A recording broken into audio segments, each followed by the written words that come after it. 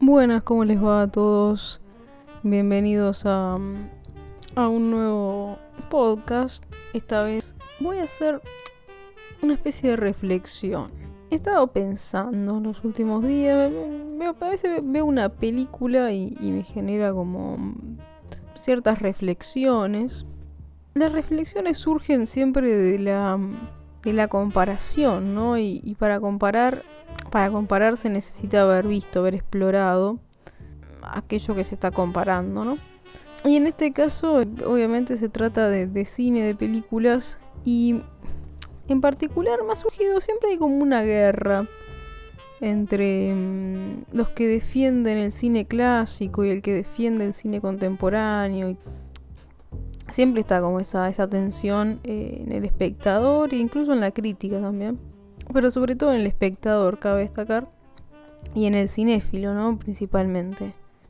Y yo siempre fui muy escéptica respecto de estos temas. Yo soy la clase de cinéfila que afirma que hay cine bueno y cine malo en todas las décadas. Y que en promedio se mantiene igual, es decir, no es que antes había más películas buenas que malas, ahora hay más películas malas que buenas. Soy partidaria de creer que si bien hoy se hace más cine que antes, lógicamente los porcentajes se mantienen, ¿no? Que de cada 10 películas que se estrenan en una sala de cine, los porcentajes de buenas y malas se mantienen a lo largo de los años. Sin embargo, el otro día viendo una película en particular, una película que además no tiene nada de novedoso, ni de espectacular, ni una película muy corriente, tirando a mediocre, por no ir más lejos. Una película además muy poco vista.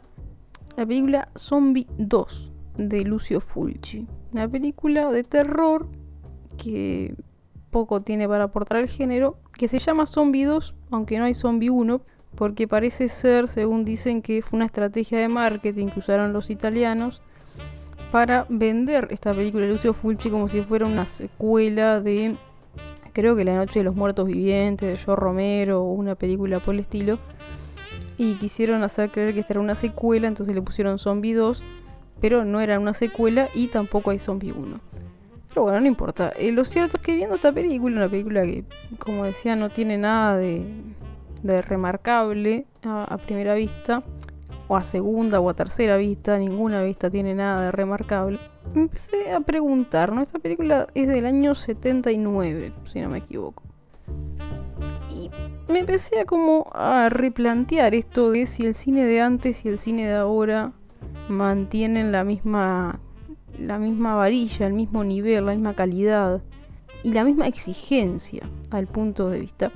Porque, ¿qué ocurre? Yo cuando planteaba esto de que antes hacían películas buenas y ahora también, y que no es que bajó el nivel de películas buenas que se estrenan a lo largo de los años, yo afirmaba esto otrora basada quizás en aquel puñado de películas buenas que uno veía.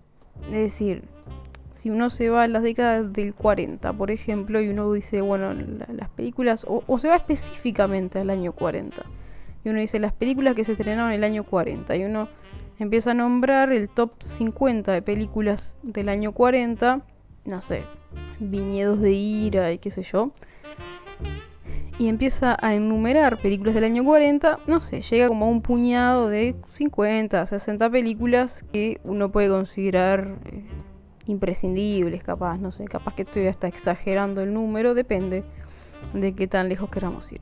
Y si uno viene al año, 2011 y busca las 50 mejores películas del año 2011, quizá encuentre niveles parecidos, capaz que, insisto, estoy exagerando con el número, pero las mejores 20 del año 40 con las mejores 20 del año 2011, y posiblemente encuentre altos niveles en ambos años, en ese top 20, niveles parecidos. Obviamente el año 2011 es un año que está muy reciente y hay películas que todavía no se han transformado en clásicos como Ciudadano Kane, etc., pero que eventualmente quizás se transformen en clásicos, quién sabe. El tema es cuando uno empieza a comparar el otro extremo, el extremo negativo, las películas malas que se estrenaron en un año y en el otro. Porque ahí me genera a mí la cuestión. Y voy a dejar de lado toda la podredumbre de películas no profesionales, entre comillas, que se puedan ver. Estoy hablando de películas que se estrenan propiamente en el cine, ¿no? Yo tendía a creer, como les decía, que las malas películas del pasado tenían en promedio la misma calidad que las malas películas del presente. Pero a raíz de ver Zombie 2 tuve como una epifanía, no me puse a pensar como en otras películas que había visto, tanto clásicas como contemporáneas. ¿Por qué? Porque Zombie 2 es una película mediocre. Es una película que la crítica claramente no alabó en ningún momento, que tiene su grupo de fans entre aquellas personas que les gusta el cine terror y los zombies y qué sé yo, pero en promedio, si uno hace una encuesta de 10 personas que miran cine habitualmente, encontrará 2 personas que les gustó Zombie 2 y 8 que les pareció mala, y dentro de esos 8, alguno que le pareció espantosa. Entonces, podemos considerar una película mediocre. Entonces me puse a pensar qué otra película de lo contemporáneo equivalía al nivel de mediocridad de Zombie 2. Entonces me puse a pensar en todas estas películas de la secuela de Juego del Miedo y todas esas, que son muy mediocres, ¿no? Tirando a malas también. Algunos, de nuevo, si hacemos uno va con el Juego del Miedo 5 y le pregunta a 10 personas, va a haber 2 que le gustó y 8 que le pareció mala, y dentro de esos 8 alguno que le pareció un espanto, ¿no?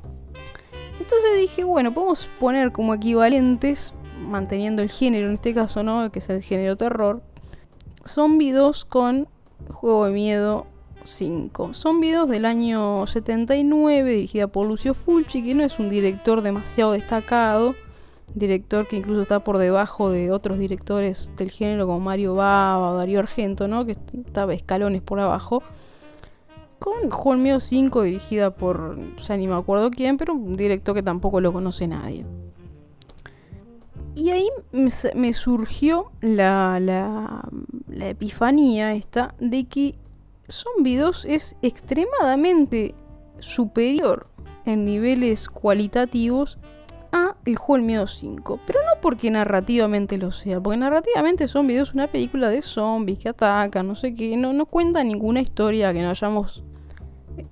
que nos pueda parecer impactante, sorprendente. No deja nada a nivel tampoco cultural, no hace ningún aporte desde lo moral, tampoco hace un aporte desde lo humano, ni tampoco es un cine que se pueda considerar necesario, ¿no? Por el momento en el que está hecho, ni por las situaciones que representa. Es decir, es una película hecha exclusivamente para entretener a un grupo específico de cinéfilos que le gusta este tipo de cine particularmente, ¿no? O sea, es una película de género propiamente dicha, sin ningún tipo de especulaciones ni grandes ambiciones, ¿no? No tiene mayores pretensiones Zombie 2. Y con el Juego del Miedo 5 podemos decir lo mismo. Es una película hecha para fanáticos del género que tampoco aporta nada a ningún nivel más allá del entretenimiento.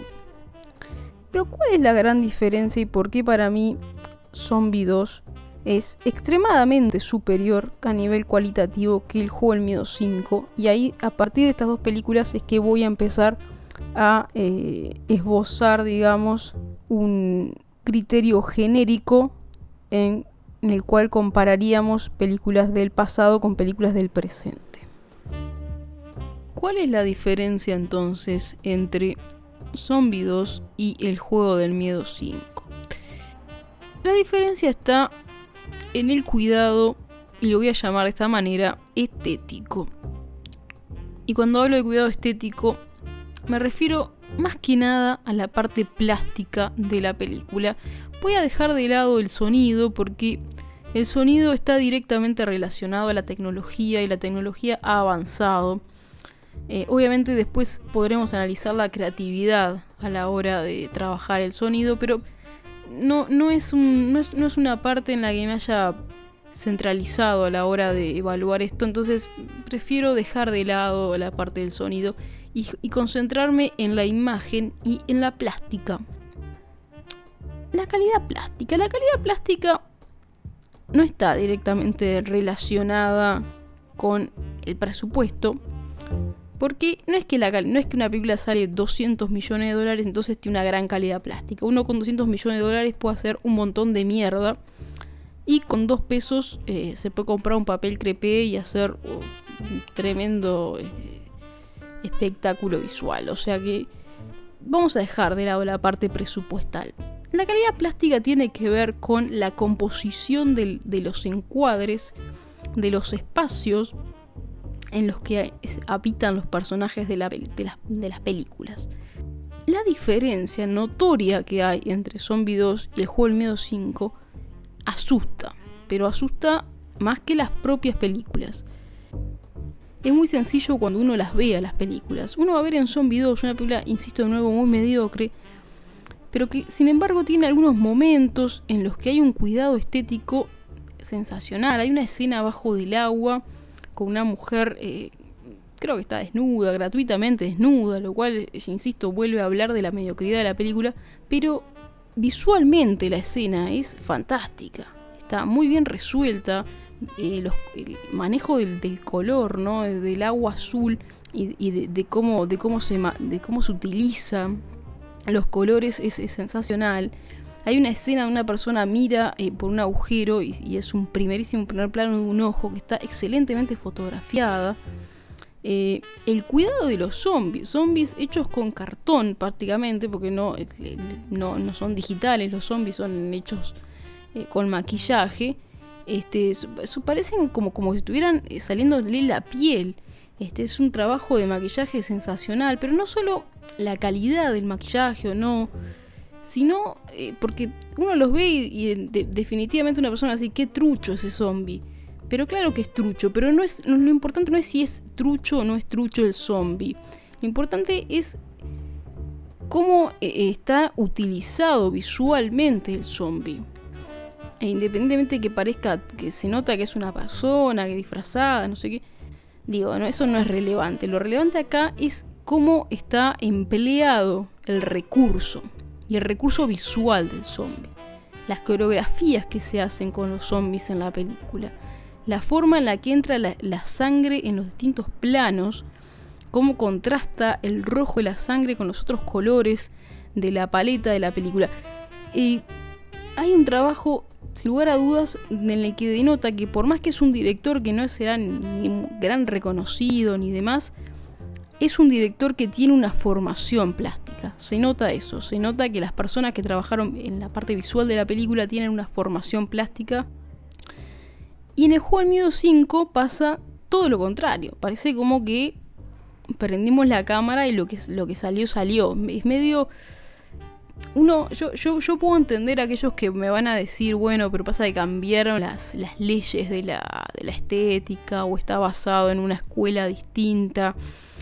Es verdad, cuando surgió, por ejemplo, el proyecto de la Bruja de Blair, a mí me parece que el recurso, la cámara en mano y que no se ve nada y toda esa cosa, se condice con la idea del proyecto de la Bruja de Blair. Porque es una película de metraje encontrado, es una idea brillante, qué sé yo. Después tuvo sus millones de copias, obviamente, pero se entiende porque la idea del proyecto de la Bruja de Blair es que uno de los personajes de la película es el que filma la película, entre comillas, ¿no? Entonces, bajo ese concepto, es brillante la ejecución y no le voy a criticar que de repente en una escena no se ve la cara de la persona o no sé qué, porque no es el punto. Está brillantemente utilizado ese recurso y es otro recurso estético. El tema es cuando el recurso estético es caprichoso, que como el caso de Juego del Miedo 5, que se intenta ir a un recurso en el que se ve poco. Yo creo que sí, que intenta imitar. Incluso si uno ve el avance de la saga del Juego del Miedo, uno ve la saga del Juego del Miedo 1, no utiliza el mismo recurso que utilizaron las otras. Las secuelas empiezan a agravar el uso, sobre todo, y me quiero concentrar de nuevo en lo estético, la parte de la utilización de la luz y de las paletas de colores. El Juego del Miedo 5 es una película que tiene dos momentos, ¿no? El momento de oscuridad de las personas que están siendo torturadas y el momento de los flashbacks donde las personas están en su vida cotidiana, entre comillas. Cuando está en su vida cotidiana es un bodrio. La paleta de colores es una cosa toda gris, que no es blanco y negro, obviamente, que es como una cosa como desaturada, que no se entiende por qué, o sea, no tiene una explicación el por qué utilizar esos colores, esa falta de gracia básicamente en la imagen, con hasta incluso un exceso de contraste, ¿no? Como unos blancos muy brillantes, que en general aparte no están cuidados cuáles son aquellos blancos, porque no es que lo que está blanco en la imagen es algo que haya que resaltar, generalmente es una luz que entra por la ventana o alguna cosa. Y negros, excesivamente negros también, que de nuevo no es nada que haya, no hay nada dentro del encuadre que sea negro y que deba ser resaltado, ¿no? Entonces como que tampoco se justifica ese contraste en la imagen, no tiene un sentido estético. Y la otra parte de Juego del Miedo 5 y todas las de Juego del Miedo es la parte donde están siendo torturados, que generalmente tiende a ser muy verdosa por razones que tampoco entiendo cuáles son, no sé qué tiene que ver. Y tampoco está pensado para resaltar la sangre como tal, lo que se elige. O sea, ni siquiera pensado en resaltar el gore. Es muy raro cómo se utilizan los colores. Siempre tendiendo a lo sucio y a que no se vea mucho y a que no se entienda mucho. Es raro. Pero además es aburrido, porque no genera un aporte visualmente a aquel que lo está viendo, porque ya desde el punto de vista narrativo hay muchos que nos estamos aburriendo. Es decir, la historia linealmente, si uno me pregunta de qué se trata el Juego del Miedo 5, bueno, sí, de un montón de personas que están siendo torturadas, no sé qué, y bueno, pero al final todos mueren porque ninguno se dio cuenta cómo trabaja en equipo. Ese era el planteamiento del Juego del Miedo 5. Eso es la historia lineal. El problema es cómo planteo esta historia visualmente. Cómo planteo los aparatos a los que van a estar atados estas personas. Los colores de cada una de las ropas de estas personas. ¿Por qué elijo esos colores? ¿Por qué elijo ese tipo de ropa para cada personaje? ¿Por qué pongo una luz de fondo y no de frente? El elemento estético, de qué color está pintada la pared. No es que tiene que igualar a la realidad. Eso es un gran error. No es que uno le pone a un personaje, lo viste con una campera roja porque eso suena realista. Uno no elige lo realista. Obviamente que mantiene, dependiendo de la película, un nivel, ¿no? Si la persona, bueno, no sé, es un político, lo viste con corbata, y si es un obrero, le pondrá una ropa de obrero. Pero indistintamente de algunos elementos básicos que pretenden mantener cierto realismo, el resto hay que elegirlo en función de la emoción que quiero representar. Y ahí es donde Zombie 2 supera bochornosamente al Juego del Miedo 5, que también plantea un montón de emociones ridículas, pero con mucho menos gracia. ¿Cómo generalizo yo esta situación? Me puse a pensar qué otras películas he visto dentro del ámbito del cine clásico que sean mediocres y qué otras películas, bueno, actuales he visto que sean mediocres. Y me he dado cuenta que, sin importar el género, cuando remito al cine clásico, en un 90 y pico % de las oportunidades supera en el planteamiento estético a las películas actuales, siempre y cuando estemos hablando de películas mediocres, ¿no? Hay un cuidado en el cine clásico que no existe hoy. Voy a poner más ejemplos. Películas de Mario Bava, películas de Spaghetti Western, y no estoy hablando de Sergio Leone, estoy hablando de Spaghetti Western hecho por directores que no conoce nadie. Spaghetti Western que rara vez se ve. Supera ampliamente a películas actuales. Hoy en día no se hace spaghetti western, pero se hacen otras películas. No es un género que esté muy abarcado, pero que se encuentran y que son mediocres. Diferencia de calidad tremenda en cuanto al planteamiento estético. Películas de acción. Que uno ve películas de acción antiguas, de los años 60, 70, 80 incluso. Películas malas, estoy hablando de películas malas, vuelvo a lo mismo. Y las compara con las de hoy, ¿no? Y se nota la diferencia en ese planteamiento, en el estético. Incluso si uno hace comparaciones de remakes. Si uno ve la película 60 segundos, la original, la de que roban autos, ¿no? Con la versión de Nicolas Cage y Angelina Jolie, también se nota la diferencia. A nivel estético la historia es la misma. A nivel estético la diferencia es grosera, muy grosera. Cuando las películas son mediocres en su planteamiento general, a nivel estético siempre gana la película clásica. Y eso es algo que me llevó a preguntar de por qué ocurre eso, qué pasó. Y esto no es no estoy poniéndolo en el sentido de que, bueno, todo tiene que ser bello en el cine. Todo tiene que ser justificado. La estética tiene que estar justificada en la película. Pero además se tiene que notar una relación de los elementos estéticos que están involucrados en la película y de los elementos narrativos. Tiene que haber un ida y vuelta, tiene que haber una conversación entre estos elementos y se tiene que notar una raíz, un porqué, tiene que haber una conexión. Y hoy en día abundan las películas que no tienen esta conexión, que no tienen un porqué, que simplemente imitan la estética de otra película mejor o anterior que tuvo éxito. Y la respuesta a hacer una película no es imitar la estética de otra. Porque le fue bien el Juego del Miedo 1, entonces yo voy a hacer una película que visualmente parezca más o menos como que es el Juego del Miedo. Eso no tiene ningún sentido. Obviamente que uno se basa en otras cosas que ya se hicieron, pero basarse en otras cosas o inspirarse en elementos del pasado no quiere decir que uno copie brutalmente una idea y que las plasme sin ninguna relación con aquello que está contando. Bueno, ¿qué diferencia a una obra de arte de un video casero? Que el video casero no está pensado nada de lo que está saliendo. Lo único que piensa el video casero es que se vea la torta y la persona cuando va a soplar las velitas.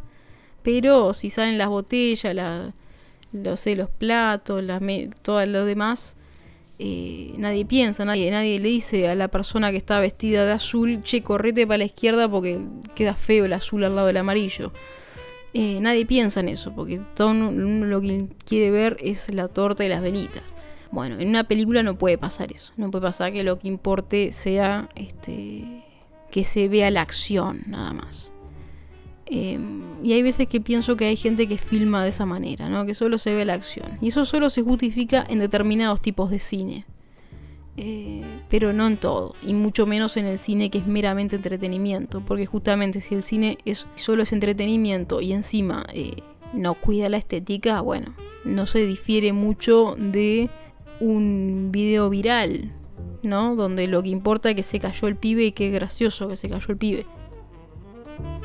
¿Qué fue lo que pasó, no? ¿Por qué de repente empezamos a descuidar estéticamente las películas, no? ¿Qué ocurrió con todo esto? Porque no quiero caer en la estupidez de decir que las cosas eran mejores antes porque sí, porque el pasado fue mejor y no sé qué. Entonces empecé a pensar y llegué a empecé a buscar conclusiones, ¿no? A toda que pudieran de alguna manera explicar esta hipótesis.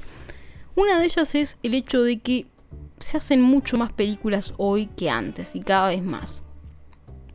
Y con el aumento de la producción se tiende a ver una disminución de la calidad. Eso se da prácticamente en todos los ámbitos y en el ámbito de la cultura creo que también. En segunda instancia, otra cosa que me sonó importante destacar. Hay una mayor accesibilidad a la producción cinematográfica. ¿A qué me refiero? Una cámara está al alcance casi que de cualquier persona con ciertos recursos, ¿no? Es decir, no hay que ser un multimillonario ni un gran productor de cine para acceder a una cámara. Años atrás, solamente las personas que se dedicaban al cine y las corporaciones, en definitiva, porque ni siquiera los individuos podían acceder a una cámara. Es decir, como el acceso a la tecnología con la cual se produce cine es tan amplio, ¿no? El acceso, eso ha provocado que uno acceda a la tecnología para hacer cine antes que a la educación para hacer cine. Es decir, uno puede no haberse formado en la institución de hacer cine, pero sin embargo está rodeado por cámaras y uno accede a las cámaras. Razón por la cual parece ser que más a menudo hoy en día aparecen algunos directores que terminan con películas comercializadas que no fueron propiamente, y esto es una teoría personal, no estoy afirmando nada, pero estoy presumiendo, directores con películas estrenadas en salas que no fueron propiamente educados en el ámbito del cine, que no egresaron de ninguna carrera relacionada al arte. Y eso para mí es lo que está provocando esta gran diferencia. Entiendo que antes, mínimamente, para hacer una película y estrenarla en un cine, había una exigencia de la productora, una exigencia de la crítica, una exigencia incluso del espectador, que conllevaba que la persona contratada como director de cine mantenía una relación cercana con el arte que podía comprobarse y que efectivamente después se veía en la película. No obstante, hoy en día creo que la aparición de la televisión ha tenido mucho que ver, porque la televisión no exigió que hubiese un acercamiento al arte para trabajar en televisión. Entonces, de repente la persona que se asocia a la televisión en un principio dirigiendo un informativo, por ejemplo, después se termina inmiscuyendo, no sé, en dirigir una telenovela, entonces después de dirigir una telenovela termina dirigiendo cine, y así sucesivamente. Esa persona nunca tuvo relación con el arte. Entonces, hoy está pasando para mí mucho eso. Razón por la cual estamos rodeados para mí de un montón de directores, no tengo ánimo de ofender, que no entienden nada de pintura, por ejemplo. Me parece a mí que la relación que ha habido en estos últimos años, últimas décadas, con la tecnología y con el fácil acceso a la tecnología, ha bajado muchísimo el nivel de exigencia a la hora de generar nuevos directores de cine. Y vuelvo a lo mismo, no me estoy refiriendo a los directores de las películas que son buenas, me refiero a los directores de la otra mitad o de la otra parte, ¿no? Porque cuando uno va a hablar de los directores que hacen buenas películas, yo no voy a criticar, ni siquiera voy a hablar de buenas películas, voy a hablar de películas bien hechas, entre comillas, ¿no? Películas con una factura técnica correcta. Yo no voy a discutir la capacidad de David Fincher para pensar un encuadre, como tampoco discuto en el pasado la capacidad, no sé, de Hitchcock para pensar un encuadre. Estoy hablando de el director de Juego del Miedo, estoy hablando del director de Actividad Paranormal 3, saliéndome del género, estoy hablando del director de las películas de Steven Seagal, estoy hablando de los directores aquellos que hacen películas que no ganan ningún festival, que no ganan ningún premio. Esas películas. En el pasado, esos directores de películas como Zombie 2, películas del vampiro de no sé qué, las películas de Frankenstein de los años 60, las de la Hammer, por ejemplo.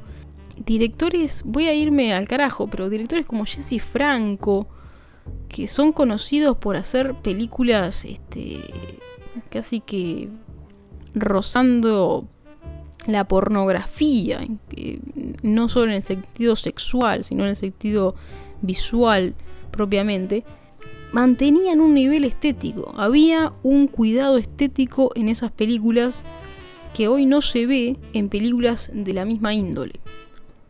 Porque he visto muchas películas muy mediocres o tirando a lo bizarro, voy a irme mucho, ¿no? Y las comparo con películas de hoy. Hay algunas películas, por ejemplo, en Netflix. Netflix, así como te da acceso a lo bueno, también te da acceso a cosas de un nivel de mediocridad. Hay unas películas de acción en Netflix que se ven por ahí, que son de un nivel de basura tan grande y que estéticamente dan una lástima. Hay películas que parece que le hubieran pasado un filtro de Instagram a toda la película y que uno no... ¿Por qué le pasaron un filtro de Instagram a toda la película? Después, para mí también una cosa que no quería dejar de lado y la tiro por ahí es, para mí, el cambio del fílmico al digital también ha dado un que hablar. Yo creo que el digital y sus automatizaciones, ¿no? Como la automatización de un balance de blancos, la automatización del contraste, no sé, se puede automatizar todo en una cámara digital. Y después, obviamente, el digital también se puede tratar en postproducción también con automatizaciones que pueden dar los programas. Ha llevado a generar muchas personas que creen saber lo que están haciendo. O que capaz que son conscientes que no saben lo que están haciendo, pero creen que igual con que se ve bien o no sé qué, eso alcanza. La imagen en el cine, desde mi punto de vista, no es que si se ve bien, es si tiene sentido. Si el bulto rojo que vemos a la izquierda se condice con el bulto azul que se ve a la derecha, ¿no? Si hay una sombra en el fondo, tiene sentido que esa sombra sea negra o tiene que ser otro color. Esas preguntas que parecen como, ¿de qué está hablando? Son las preguntas que se tiene que hacer una persona que está haciendo cine. No es solamente que, bueno, le ha visto de rojo porque queda lindo. No es eso, es si tiene sentido, si hay una discusión entre los colores, entre las formas, entre las texturas en la pantalla. Y esas discusiones parece que no se están dando últimamente. Tiene como una cosa de lavado el cine digital, que parece como que todas las imágenes estuvieran lavadas. No siempre, ojo, tiene que ver con aquel que lo usa de forma automática, aquel que no se tomó el tiempo de pensarlo, o de evaluarlo, o de tratar la imagen, ¿no? Siempre vuelvo a lo mismo, estoy hablando dentro del ámbito de lo mediocre. Como que no tienen, a veces carecen hasta de textura algunas imágenes. Yo creo que incluso se le ponen, no sé, hay unos filtros que difuminan la imagen, no sé qué hacen, la verdad, porque a veces me asusta, pero parece como la imagen está toda lavada. Y yo me pregunto, ¿por qué hacen eso? ¿Cuál es el sentido? ¿Cuál es el aporte visual que le está dando eso a la historia, a la película? O sea, hay veces que realmente no entiendo qué carajo pasa, y así es como también se han generado como una serie de películas que se parecen todas entre sí, justamente por eso, porque utilizan como los mismos estándares de balance de blanco, de contraste, no sé qué mierda. Y para mí es un tema muy preocupante porque no veo una solución más allá de la exigencia que pueda imponer la crítica y el espectador y el cinéfilo. Y creo que ha bajado el nivel de exigencia que imponen la crítica, el espectador y el cinéfilo. Y eso es más preocupante todavía, porque eso implica que el espectador, el crítico y el cinéfilo también han bajado su nivel y su capacidad de análisis estético, o su vara con la cual medir la estética. No sé, fue una reflexión que me surgió en base a ver esta película de Fulci. Tengo miedo, ¿qué quieren que le diga? Tengo miedo, no voy a tener confianza, pero no, es eso, me asusta un poco que hayamos bajado nuestro nivel de exigencia para con la calidad estética de las películas. No estoy hablando de la narrativa, no estoy hablando de la calidad de las historias, no estoy hablando de los guiones, no estoy hablando de las actuaciones, ni siquiera del sonido, incluso del montaje, que por ahí lo nombré, ni siquiera del montaje. La calidad meramente estética de las películas ha disminuido y nuestra exigencia ha bajado sustancialmente, y eso es muy preocupante porque corremos el riesgo de perder nuestra propia capacidad de generar cultura, ¿no? Cuanto menos se exige, menos se genera también. Si uno no exige calidad, se genera menos calidez. Cada vez se va generando menos material de calidad.